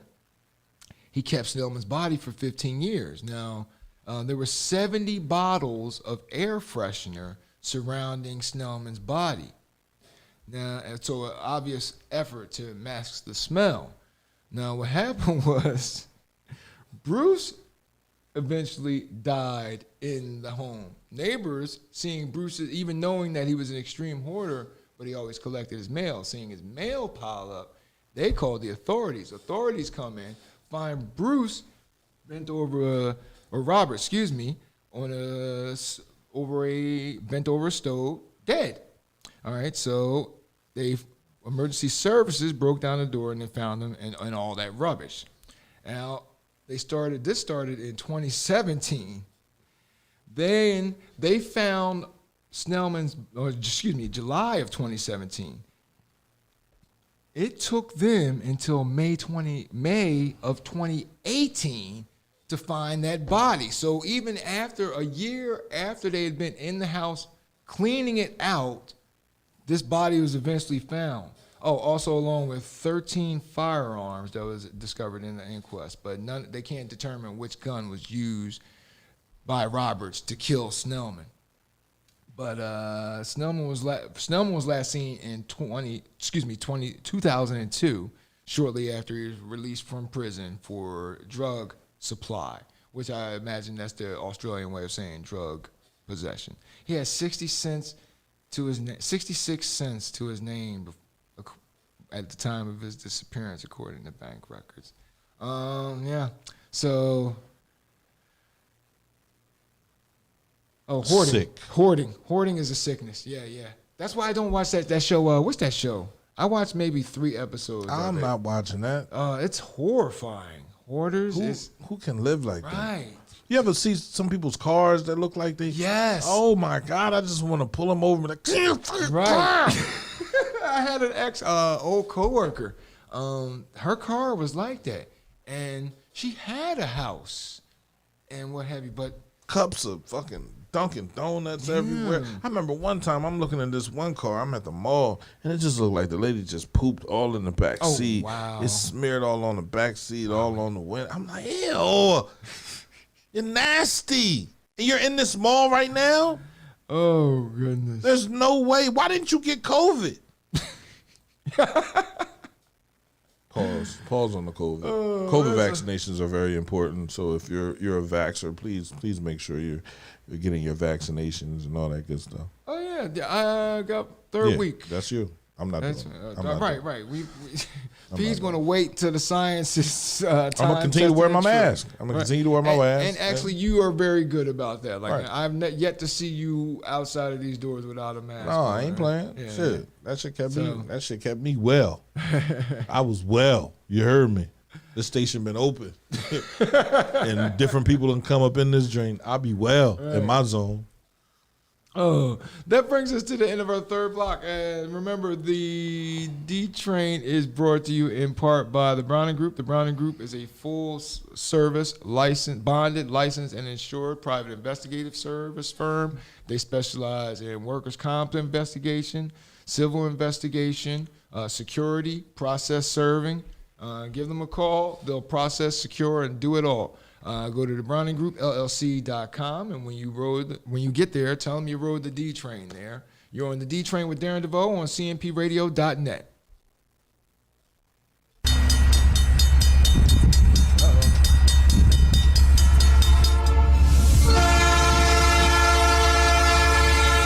More word on that runaway freight train in Pennsylvania. He doesn't have expert opinion. He's an expert at giving his opinion. That brings us on to what I've been watching. Amazon's series, The Underground Railroad. What's the first word someone says when they're watching one of these old movies? The first phrase. Like a free nigga. Mm-hmm. When you watched that, what was the first thing you said? The first thing I said couldn't have been me.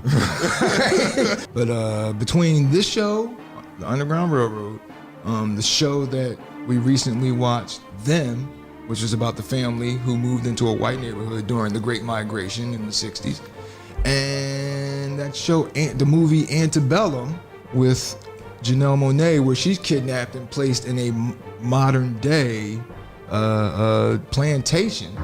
It's like Amazon's trying to start something with you. Like, feels like Amazon's giving me the old "if it was me" treatment. With respect to Underground. Sir, we're not just talking about a train here. We're talking about a missile the size of the Chrysler Building. It's the D Train with Darren DeVoue. It's your train. I'm just the guy driving it.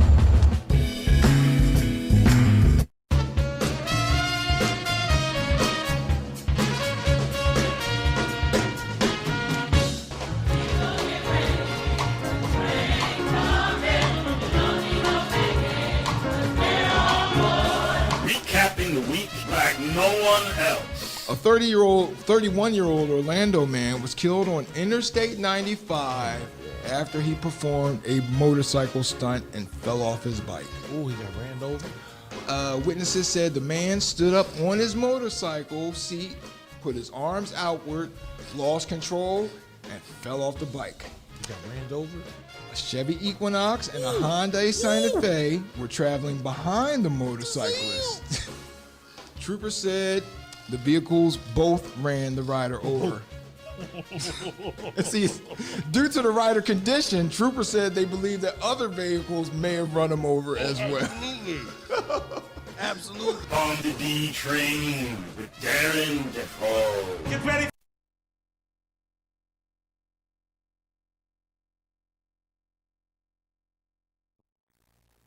Extend that. That's something to cut off there. I gotta check that. Well, there we go. Welcome back. We're on the last block of the D Train. The last block, which is brought to you by The Last Block, which is brought to you hopefully eventually by a local T-shirt company of some sort. I don't know. We'll CMPradio.net, man. That's the station. It's the station. Oh yeah, don't forget.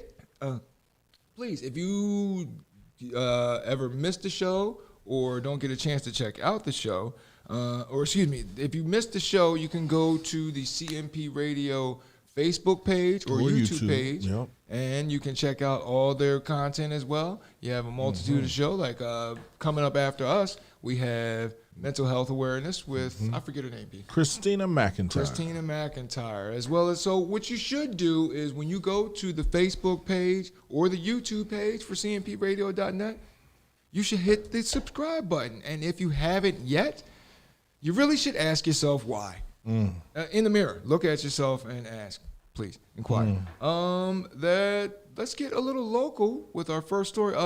You heard, I don't know if you heard about this, people at the Glen Riddle Apartments in Media.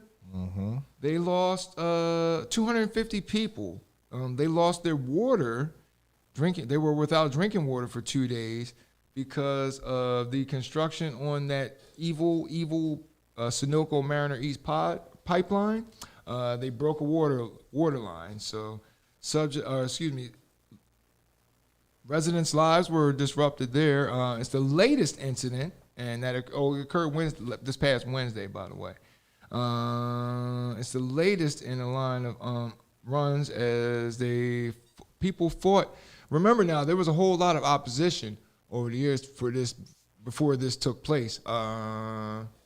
Even didn't Barack Obama during his administration, I believe they restricted the permit for a while. But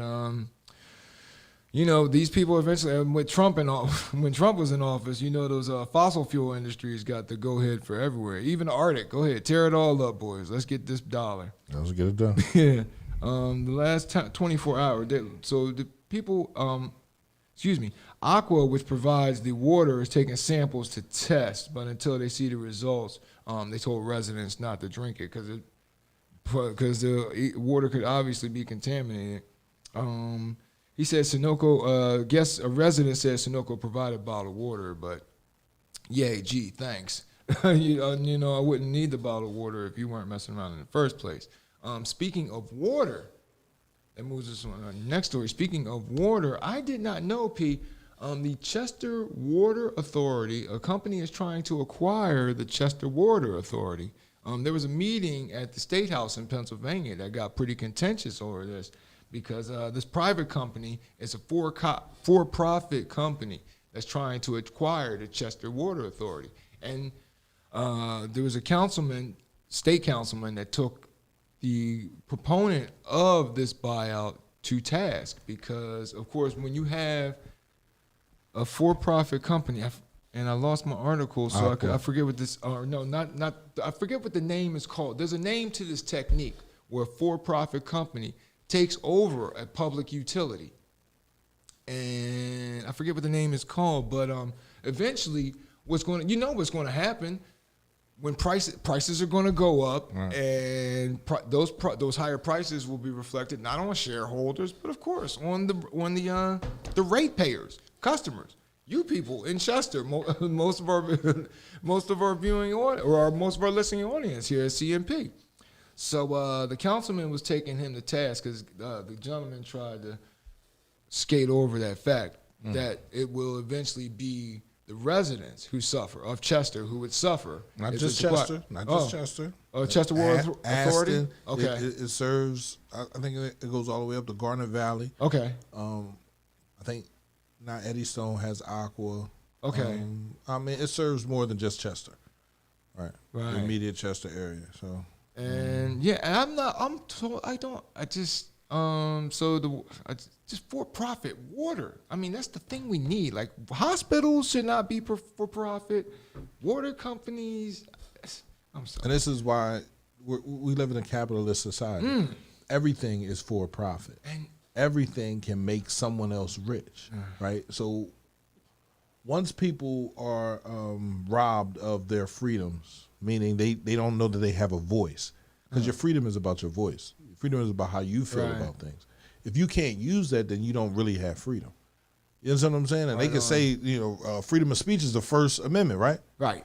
And there's a reason freedom of speech is the First Amendment. Because without your voice, you don't have freedom. Right. So they've they've told us that our voice don't matter, right? Our votes don't count and things don't move for us. But things move, right, when we come together. Right. But we're so busy being divided that we don't see it. And distracted in these days. And Man, times, yeah. so COVID did two things. It slowed everything down. Everybody got a chance to look at things. And then other people got to say, oh, shit, Chester really doesn't.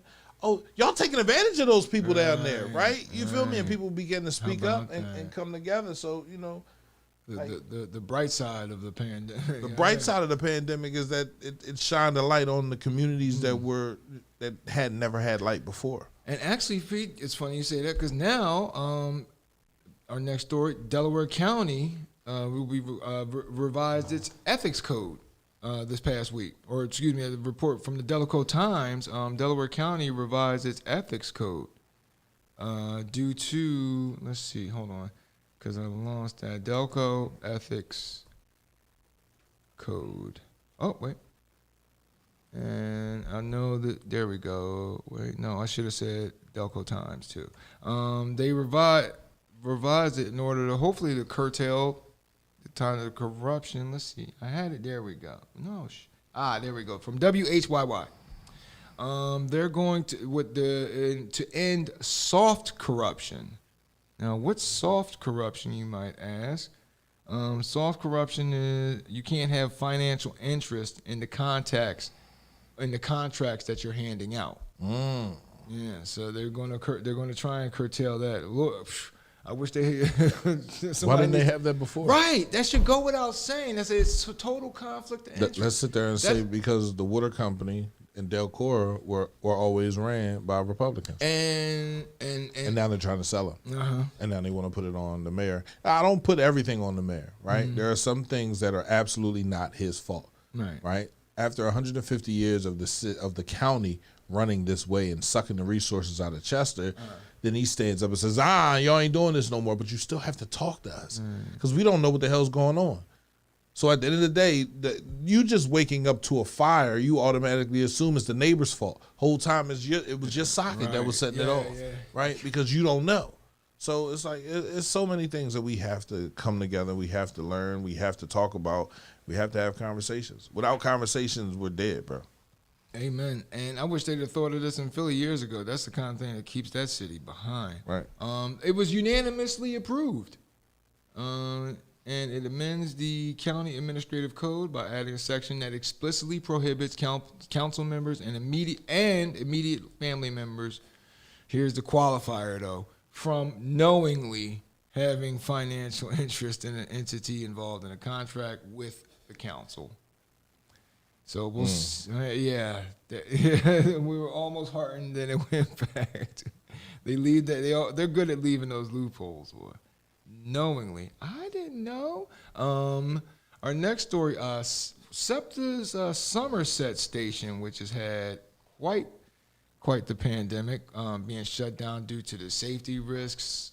That's a hard ride and stop. All the things that they was finding up there at that man. Listen, I wouldn't have got off. It's real, right. Keep on going. Now you gotta. I'm not getting off. Now go in reverse or go forward. I'm not getting off of this train. Not with all that shit out there. Look at all that shit. So listen to this. SEPTA's launching a pilot program aimed at reducing the number of deadly falls and jumps onto its tracks. Just last week, a person was fatally struck by the Market Frankfurt line, and that was at 15th Street, at the 15th Street station. They've had 79 falls this year. And as of May 23rd, most of which were on the Market Frankfurt line. Somerset will be the first station in the program. They're going to have barriers there. They're going to install galvanized steel barriers along the platforms with gaps in them for the passengers to enter and exit the train. That'll keep people in. This is the falls have occurred this year, following a long trend. In 2020, 180 people were knocked on the train tracks, and that's in Philly, just in Philly. In 2019, nearly 100 people fell. However, injuries and deaths from the falls are down compared to the last few years. In 2020, there were 125 injuries, 18 total deaths. I always try and, I don't know, I just have that paranoia. I don't know about you, but like, when the platform gets a little... There's a line. When there's a little... Yeah, there's a line I don't cross. I don't cross that right. line unless the train's there. I have no reason to get that close to want to see anything over there. What's over there? I don't care. And my other paranoia is, too, I like to be against the wall because I'm sorry, this might sound prejudicial, but some homeless person might just be... That might be the day he just go crazy while I'm standing there. He going to get fucked up if he come near me. You ain't never go to New York, New York Times Square. My fist is balled up the whole time I'm up there. Because if a motherfucker come anywhere close to me, I wish a motherfucker would. And I'm going to New York. Speaking of New York, this Friday. I'm going to take my son up. We're going to drive up and pick my godmom up, man. Yeah, man, that's definitely dope. And they said for mental health. Protect them. Protect the people. Mental health illnesses and addiction can lead to falls. People nodding off, but leaning over the platform. Trying to Kensington. Yeah, people looking at their phones, not paying attention to the phone has been another contributor. I watched somebody walk in. I had my daughter yesterday in the mall, and the dude just on his phone. I'm just sitting there waiting for him. Are you gonna pick up your head at some point? They never it's amazing. He missed the joint and turned. It's like, okay, all right. If I would have walked, he would have walked into me. But the fact that he was walking, he sensed that it was something in front of him. I said, wow, that's awesome. Sometimes I get try to get their attention. Oh, this next story, an OnlyFans. Now, these next two stories are about trends that we need to be avoiding, okay? And TikTok, these TikTok trends where I guess kids were eating Tide Pods and stuff like that. Well, they got one now where there's a 20-year-old influencer said that she had a heart attack triggered. Apparently, she was listening to another influencer who hikes this pre-workout powder. You're supposed to put this and dilute it with water. However, the 20-year-old, following the instructions of this person who tells you it makes you feel like it powers you up even more, she took and swallowed this concoction. It's typically made of amino acids, B vitamins, caffeine, creatine, and artificial sweeteners. Ingesting it dry, again, is supposed to intensify the effect. She ate it, and then she started feeling itchy and experiencing heart palpitations. She had discomfort, and remember the cinnamon challenge? It was sort of like that. She made a video for fans that told them about her heart attack, and she actually, it's called dry scooping. And she said the influencer, quote, "Dry scooping is so dangerous. Please blend with water and wait 20 minutes before working out. This is why we don't listen to influencers," said a user. She told BuzzFeed that after ingesting it, she started feeling itchy, tingly, and then she went to the doctor after her workout, and after feeling chest pain, and that's when she started to recognize the symptoms, especially the pain in her arm. And she was because she in her head she's like, I gotta push through the workout. So she finished the workout, gave herself a full-on heart attack. Again, hold on. But then we have this next story with this young lady. Oh, sugar honey iced tea. Where is it? Sugar honey iced tea. Wait. I can get it. Give me a second, folks. This next story with a poor child who attempted this. Now I've seen those TikTok now what was that? Was that before TikTok? I thought that was I thought that was an Instagram challenge where people were rubbing alcohol on themselves. Where people were putting rubbing alcohol on themselves. Because I remember a kid burnt himself in the tub, putting rubbing alcohol on himself and lit it on fire. I believe that was an Instagram challenge. But this here is a TikTok challenge. Here we go. Lost my stuff today, folks. I'm tired. Just like Joel Embiid's knee cartilage. What time did the Sixers tip off today, P? Or do you remember? I want to say 1 o'clock, 2 o'clock. Why would I know that? You're right. P's every day he's hustling. Every day he's hustling. If it ain't got nothing to do with my hustle, I ain't worried about it. Not to say I don't congratulate the Sixers when they win, Right. but right now I'm super focused. This poor child is Destiny Crane, and she's hospitalized, 3rd-degree burn. She couldn't even speak after suffering. She was trying to get viral with, and she did an imitation video of a popular TikTok challenge. She burnt herself like this on May 13th. She's had to go through skin grafts, a tracheotomy. She wasn't even able to speak for a while there. Her family said they told ABC News that the incident happened in the bathroom of the family's home. Now the kids had the door closed. They put rubbing alcohol on the mirror and lit it on fire, but she had the door closed. There wasn't any circulation. The fire, and then she opened the door, caused the fire to whoosh, and then the fire exploded on her. Her cousin started calling for her. Her cousin started yelling. Her cousin was with her during this. Cousin starts yelling for the aunt, which was the kid's mother. This kid is, oh damn! And now I can't wait till I get my new computer for Christmas. No, I'm just kidding. Oh wait, here we go. Now stop. Come on, baby. But yeah, she's going to be going through something for a long time. The mom came in when the cousin started screaming, found a half-burned candle, of course, the bottle of rubbing alcohol without a cap on it, and actually her phone was still recording the TikTok video when it was retrieved by the mother. So I'm sorry, but listen. This public service announcement is brought to you by cmpradio.net, the station. But unless it ends with you doing with your hands like this, doing all of that, don't do any TikTok challenge whatsoever, okay? None, please. No. Whatever it is, no. And that brings us to our next story. Oh, man. The Grinder. Oh, man. This poor fella in Queens.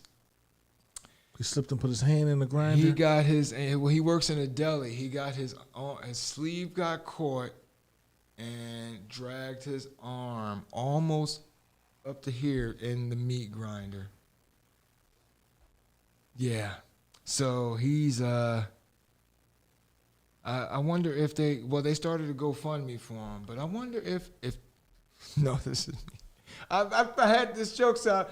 It sounded a lot funnier when I thought it in my head, but now that I have somebody looking at me right now, it doesn't seem as funny. But I thought to myself, they should make a sandwich out of his arm, bump up the price, and then use their profits from that to tell to. Who the fuck would eat that shit? I'm sure these people now they're eating cicadas. Why not this guy's arm? Cicadas. You didn't hear about that? No. People are eating these damn things, man. They're eating those cicadas that are coming up, the brood that comes every 17 years. And so there are people out there, they consider it a delicacy. I mean, since these things only appear every 17 years. Sprinkle some salt on them, fry them. But these things they're like cousins to shrimp. So if you have a seafood allergy, you're not supposed to eat these cicadas. But again, people are eating all kinds of stuff anyway, so why not my man's name in the interest of community? All right, next service. Story. A fella in Colorado injured by a mother bear that was in his garage. We did a story with a bear last week. Yeah, the old girl that ran in. This poor fella, he was in his garage, opened his garage to find a mother bear and 2 cubs in there. That'd have been that. Kids, listen, we going. But he got attacked by the mother bear, actually. Sustained a bite on the head as well as other injuries. A wildlife track, that's not those bears, that's just a My stock thing book. is, how did he get a bite in the head? Why did he go near it? I guess she charged him. I don't know if she charged him in defense of her cubs or maybe he thought of his kids. I don't That's why know. you never walk into your garage right after you open it up. You open the door. And you wait about an hour.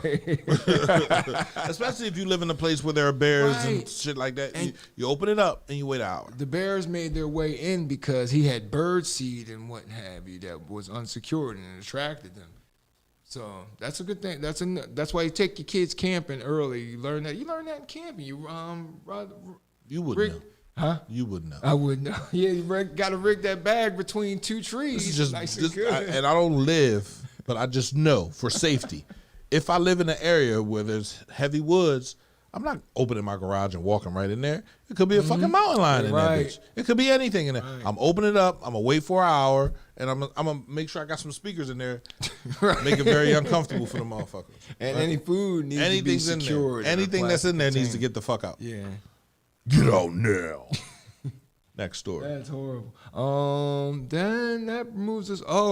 A private school is in hot water for showing 7-year-olds masturbation videos. Now, it was in the interest of trying to teach the kids health. This is actually, and I thought it was something European, but this is in New York, up in New York. They a private school. Private school, yeah. They're showing masturbation videos. Well, they're trying to teach the kids how to masturbate. No, I don't know if it's a. I don't think how to correctly arouse yourself. I don't think you would need that. I mean, there's a reason they call it the natural act. I had one of my younger brothers. I mean, I remember I'd be trying to change his diaper, and he'd be holding this thing. I'd try and move his arm. Stop doing that. And he'd be like, no, and put his hand right back on it. There's a reason they call sex the natural act. I don't think you need to. I guess I wouldn't be surprised if they're eventually, like, if there was some subliminal plant the seed of shame thing to it. You know, but when they got out, of course, parents lost their ever-loving minds. When did this happen? This was this past week. We got the story from the Mirror, but obviously I didn't have it queued up, so we're just going to keep. Oh, these kids were 7, by the way. These were 7-year-olds. In one of the videos, a cartoon boy asked about erections, and a little girl character. Why you got that stick in your pants? A little girl character, yeah, right. Oh, that's not his stick. That's Johnny's woodwork. Johnny's woodwork, yeah. He has to go and shellac it a little bit later. Like, that's crazy. Then the girl answered, she mentioned, in the video, the cartoon girl mentions that she touches herself before an adult appears and starts to answer the kids' questions in the video. I'm like, whoa, that's like a grooming video, dude. That's like something out of that episode of Different Strokes where my man was trying to get Arnold and Dudley. Like that, yeah. Thankfully they pulled that. They got to rethink that. And you got little kids, 7-year-old kids home masturbating. Right. Talking about well, my teacher told me I should do it. Right, and they already got all kinds of things put in, like embedded into the media that they consume, whether it be video games, etc. And that those seeds are going to be planted anyway. You don't need to don't go die on that hill if you're that school. That's what I say. Next story is vaccine. Oh man, I didn't give you that video. Anyway, a Florida boy, 7. Is that it? Oh no, this one. Oh my god, this might be P's hero of the week here. This is a Danish journalist. She was doing a story about swingers clubs over in Europe. She actually had sex with a swinger during an interview for her segment. So you can hear the audio. They played the audio on the news broadcast. It's Europe, I guess. Her mother thought that it was funny. Her father thought that it was pretty cool, by the way. Again, it's Europe. But shout outs to her for getting deep into the story by allowing a swinger to get deep into her. A next story. This story is a ray of sunshine for the week. A 7-year-old boy, he swam an hour to get to shore because of a boat mishap that happened with his family. Boat broke down, and of course his family is floating in what? Here we go. Here we go. As soon as he's 7, and he's a little warrior. I got to give it to him. He's masturbating and everything. No, right. See, he was able to do that because he wasn't masturbating. He had the energy to swim a mile. Because, his family, his father, his 4-year-old sister were in the St. John's River on this past Friday. he anchored his father anchored his boat in the water while he fished his 2 kids, and he fished and the kids swam around. Sounds like a fun time. Abigail let go of the boat because of strong current. So he let go, and his sister was in the water. Abigail let go of the boat because of the strong current, and he let go because both were stuck. Kid felt really scared. Chase didn't have on a life jacket either, but his sister did. She floated along with the current as their father jumped in the water trying to grab her, and while Chase swam to shore. But Chase kept swimming to shore, which was an hour away. He said he would doggy paddle, then float, then swim on his back to make sure he wouldn't tire himself out. And this was against the current. The current was going opposite way of going to that of the boat and the shore, so it was very hard for me to swim that way, said the kid. He made it to shore after an hour, while his dad and sister were stuck out in the water for an hour longer because obviously rescuers had to make their way out to them. So little Chase. I'm sure his next birthday. What do you think? He's in there for his next birthday. Let's get him a Playboy. Right. Let's get him a 6-pack too while we at it. Why not? I can't. I don't have the. I can't. I'm running the story next week. Wait till we reach in the storage car for next week, folks. We're gonna have a few laughs for you. But this next story, this is from the Guardian over in the UK, and it is Londoners. That is a pool suspended between 2 buildings. It's about 14 stories up, and you can go for a swim in it. I'm terrified of heights, so absolutely. But I did have a picture. Even looking at the picture, that's like, look at that. I couldn't imagine. No, I could. No, you would. Or, no, but you're not scared of heights, right? Yeah. You are? Okay. But yeah, you're right. You're totally safe in that. Right. Right there. Like that's not like a footbridge over a windy canyon or something like that. You know. Yeah. That's cool. So I actually might. There was a slide that was between buildings in L.A. that they actually just. And they got the Grand Canyon. Oh, the walk, the skywalk there. Right, yeah, right. that one. Now that one. Oof. Looking straight down, that's the only way you're going to be able to see that view is through something like that. Oh yeah. Or unless you jump right off, that'll be the last view you see. Oh snap! I'm sure you heard about the bride in India that died of a heart attack during a wedding ritual. Her younger sister, wound up marrying the groom. Most of those marriages over in India. Actually, we got a few stories about Indian marriages. I got a couple more that coming up next week, but this bride, now this is what I don't like about arranged marriages. It's like you're shopping for a spouse for your kid, right? So in this one right here, his parents, she's broken. All right, you pick up something off the shelf in the store, right? Oh, that one's the packaging is damaged or something like that. You put that one down and reach up and grab a different box, but of the same product. That's essentially what I feel like these people did. She had a heart attack during the ritual. If you've ever seen an Indian wedding, they're pretty cool. They're full of symbolism. They pass out candy and what have you. But there's a lot of, while they're up there, I forget what the altar is called. But she died. They actually had her in the back room during the ceremony. And while they carried it on, the show must go on. I guess check's been cut. So I couldn't imagine though being her sister. Like you woke up that morning like, cool. I'm gonna say congrats, mazel tov to my sister. Next thing you know, they're like, oh, next girl up, you up, girl. That's messed up. I'm sorry, but the majority of those marriages are arranged over there in India. So I'm sorry, but if you're dating age in India, I would just keep a low profile. Why? For somebody to start looking for a way to marry you off. I mean, what's wrong with that?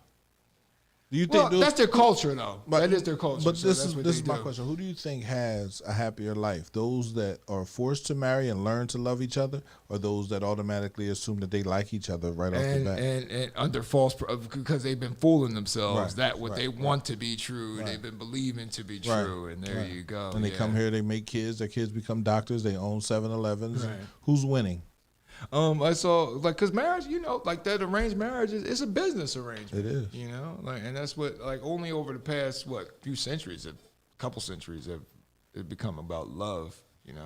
I saw that. You ever see that HBO show? If you ever seen that HBO show Rome, there's a scene in there where a girl she married a guy in secret. Mother didn't like that because the guy wasn't high enough socially, so mother separated the two. And she was like, but I want to marry him because I love him. And then the mother and the servant look at each other and were like, getting married for love. Like, it's not done. It's a business. So, and that was like the Rothschilds used to do that.